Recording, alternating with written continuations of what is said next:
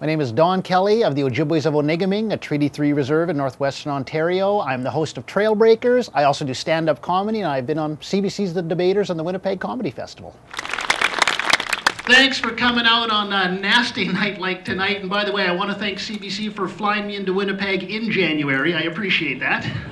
Always nice to get a taste of home. That's always nice. But I do love Winnipeg. Like Wob says, this is the, maybe we could call it, the self-declared capital. But it's true, right? Winnipeg has the highest per capita Aboriginal population of any city in Canada, right? A strong Aboriginal presence in Winnipeg, absolutely.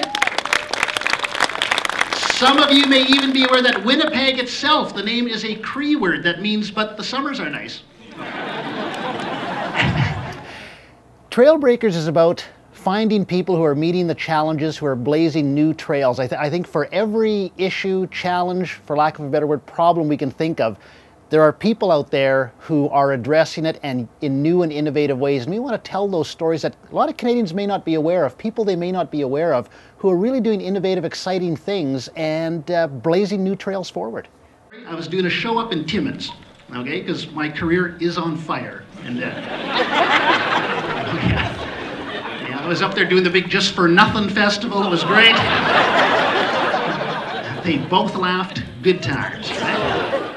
I don't see myself at all as a trailbreaker or a role model. Certainly when I started, there weren't a lot of Native people doing stand-up comedy, but there were, as many stand-up comedians as there have ever been, which is not a lot to begin with. So it might have been a smaller pool, and I would never put myself out there as a role model. But if there is some Indigenous boy or girl out there, or man or woman for that matter, who's always thought of doing stand-up comedy, I think if they see other Indigenous people doing that, that might help. So in that sense, it's maybe not a role model. Maybe it's just showing them that there are people out there that you can do this, and maybe even equally important, bring a little new spin or twist to it. So if that helps anyway for people to see someone else doing it and they realize there's alternatives to being a lawyer or whatever other professions we often get pushed into, that's not a bad thing either.